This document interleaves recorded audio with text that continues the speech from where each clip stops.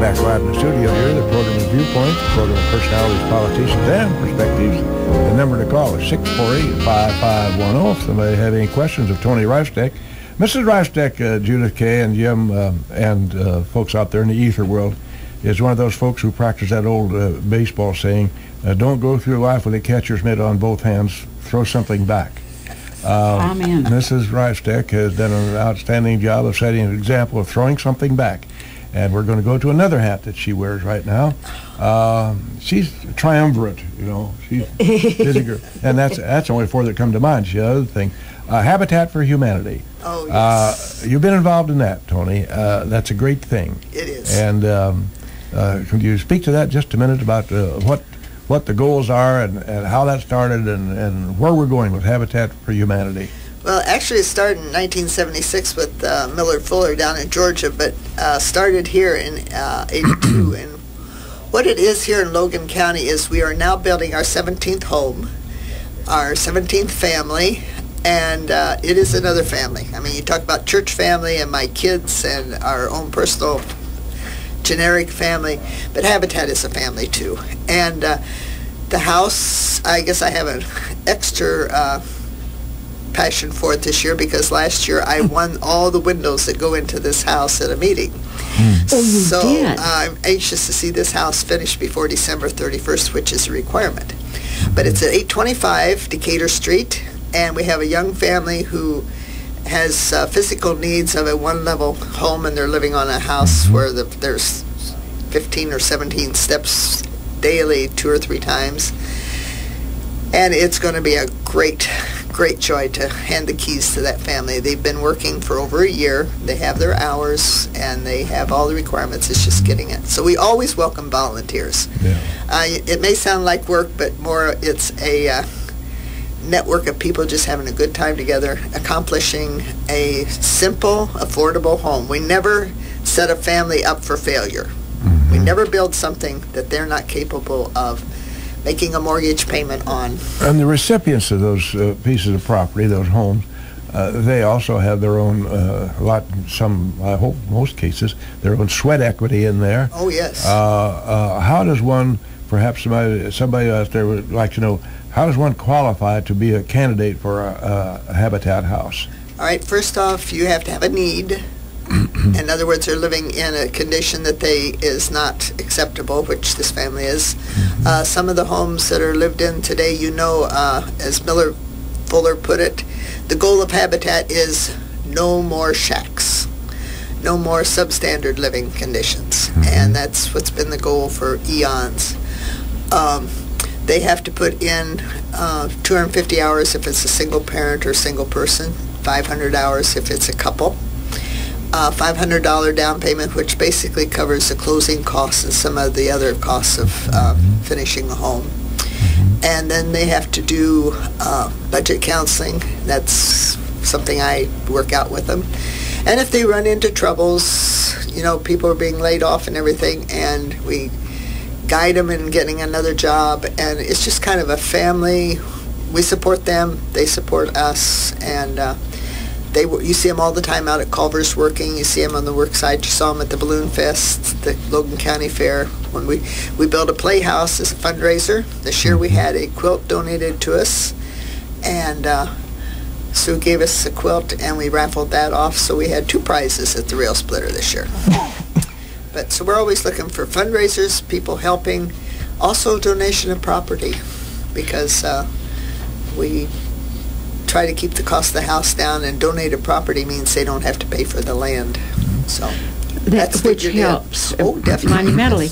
But would it be appropriate to point out the fact that that for the recipients of this 17th home, as well as the 16 that preceded it, it's not a free thing. Oh, no. They have responsibilities to Habitat, just as Habitat has responsibilities to them. Right. Maybe you could enumerate that, because I don't think people really understand how this works. You're right. More people think that there's a $500 down payment, and you give them the key to the house, and it's paid for. No, it's Not $500. So much. No. They have a mortgage anywhere from 15 to 25 years. Most of them are 20 years, some are 25, depending upon their ability to pay. And everything is geared, the size of the home, to their needs and their ability. And then they pay this mortgage. And this mortgage includes the mortgage payment, taxes, insurance, and then we teach them how to save for that. Oops, the water heater is no longer, the furnace went out or something. So they have a little slush fund. It's called an escrow that we keep, and keep them putting something in every month, teaching them how to save for a rainy day or emergency. And this goes on until the mortgage is burnt, and then they're term free. But the county and the city, we have 3 in Mount Pulaski, 1 in Elkhart, 1 in Atlanta, and the rest are in Lincoln. That goes into the tax till of each one of those communities in the state. So yes, that Atlanta house is one where I had an epiphany, Mrs. Busby and Jim. I discovered very quickly, but too late, that the volunteer job of stuffing insulation in is not much fun. Oh, no.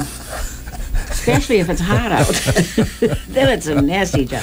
I made a decision that day that I would be available for a lot of other things except that. You got a little itch, didn't you? Yeah. Now, like anything else in these organizations that were doing something for the community, there's always, again, a hardcore little group of volunteers, and certainly Habitat is exactly like that. You have some folks on there, not only men, but some ladies, who, that's a passion with them. And they evidence that every day. If nothing else, selling produce. I've seen that during the course of the summer, or the summer months. Now, Bob Chamberlain heads up that core of volunteers at the warehouse and the produce stand. Mike Kubit is heading up the build over on the Decatur Street address. And then we have, of course, the board, which I can't speak what they're doing right now because Since came on and I went off. So I had to depart from the board for a year at least. And if they let me back on, I'll be standing at the door. So, but yes, there's a board of 12, I think now. We've lost some, and we aren't going to have such a board so large that we can't control meeting times and get everybody there. And there's people like Leonard Kruzmark who've been on the board and been involved with this since the very beginning. Yeah. And so it's everybody working together. Everybody has a job, and that's how you get things done. Mike Irwin is now president, and he is just pulls them, as I say, he's in the driver's seat, and he's got a team of horses in front of him. Pull the wagon, let's get going. So.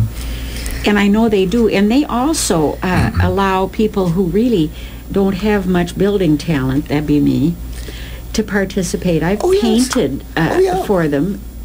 My days of building are pretty well past. Window washing days are still good, though. I could do that. Yeah. But they also ask, for instance, at our church we have a paper out that would you like to sign up to make something, bake something for them for the break that they take during the building during the day. And that's one of the most important volunteers. Yes, there's a lot of people that can't swing a hammer or lift a 2x4 or whatever. They don't even let most of us up on the roof to shingle anymore. But we need break food and lunch food every Friday and Saturday because they start at 8 in the morning and they go until 4 in the afternoon. And on those hot days, something cool to drink and something to replenish the sweat that's going out. And it makes for fellowship time. We take our break time and we introduce ourselves, what church affiliation, what you're involved in your other life besides volunteering. And so you get acquainted and you become a family. And you really do. You do. Now, I've gone back to tutoring, and of course there was Toni, you might know, tutoring at Washington Monroe, bless her heart. Oh, no, and it's so interesting when you get involved in whatever it's going to be. Oktoberfest, this dance for the veterans, Habitat, whatever it is. You find new friends that you like a lot. Yes. So it's worthwhile on so many levels. Well, go and volunteer at a nursing home. Somebody came in the other day, and they found an old teacher they had, did not know she was there, and so the afternoon was just... What a nice day. Oh, yes, great. Yeah. So there's always a place for somebody. If you're lonely or you don't know what to do with yourself, I'll never retire. Well, and it's been proven that for the sake, selfishly speaking, getting back to narcissism, if you are involved in caring about different things and different people and different groups, you stay a little sharper a little longer and a little more well a little longer. And that's a proven fact. Well, Judy, you're saying what it is. It takes a village to raise a child, to keep a community happy and functioning. Yes, it is. It's true. I took a sunflower seed from Steve Allen out at the Housing Authority yesterday to the school.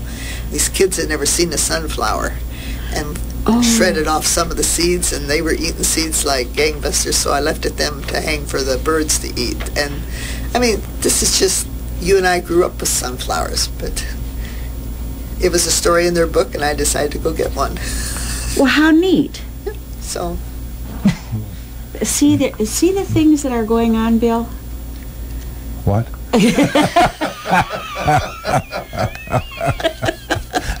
Oh, Bill. I'm in the ethereal world today. As our closing moments, Toni, let's go back to the subject of the day, the principal subject of the day. That would be this Veterans Dance, which we're going to have on November the 4th. And you sent over some 1,100 invitations or notices out. Wherein did you find that list to send out all these invitations?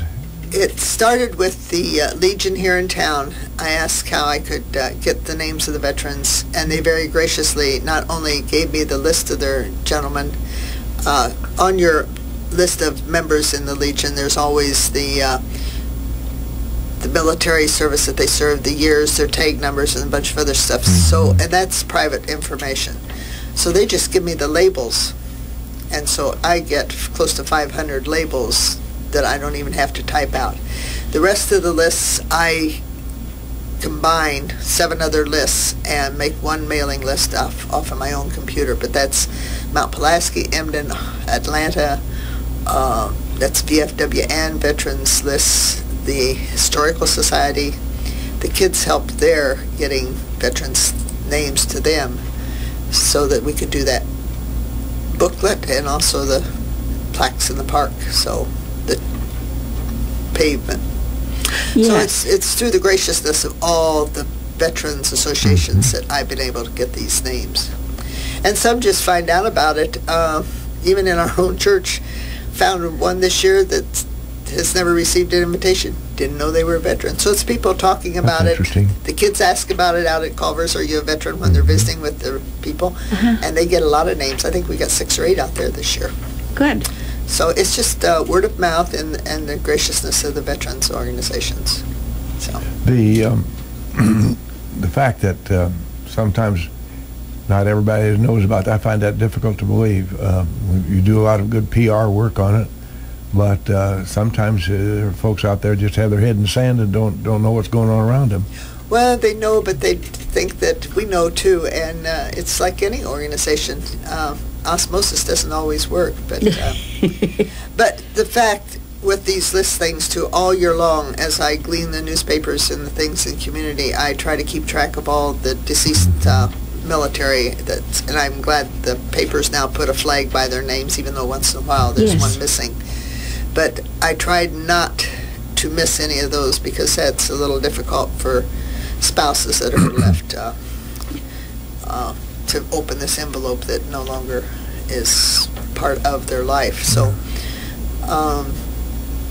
that's the hardest part, is realizing we sent one and the person is no longer able to come. And so well, I'd like to urge my fellow veterans who enjoy this, make it a point to go up to some youngster and thank them, shake their hand.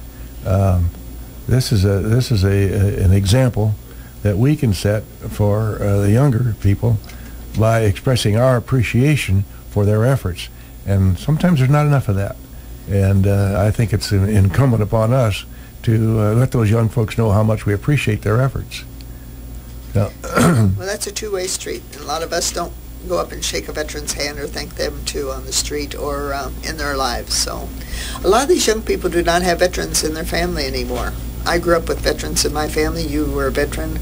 That's not true of a lot of our families today. So. Well, there's a special bond there, particularly I think of the, well, no, I don't think that's right either. I was going to say the older geezers like myself in the Second War, but I don't know anybody could have a more tight bond than the guys who didn't get the welcome that they should have had in the Vietnam era. Right. Those are unusual boys and ladies, and they should be thanked as much as, because we got when we came home, we got our thank yous. Right. And we're still getting thank yous, through this honor flight business, which we talked quite a bit in the past. So we thank you very much, Toni, for being with us this morning, sharing your time with us and your energy and your efforts. I couldn't find a quote. There's a lot of quotes about veterans, but volunteer. I really wanted to find a quote about volunteering. But in the process of looking through the V's, I came on one on voting. And I thought that maybe these next few weeks that Mrs. Busby, that we would kind of harp on that. Good plan. This is the season. Here's one that I thought was pretty much on target. Our democracy was created by men who fought for the right to vote so that their descendants can exercise their right not to vote. We hope they won't do that. But let's think about that. How we have that right to vote and then don't exercise it. I'll be harping on that, folks, for the next 3 weeks. Thank you very much for Viewpoint. Unforgettable.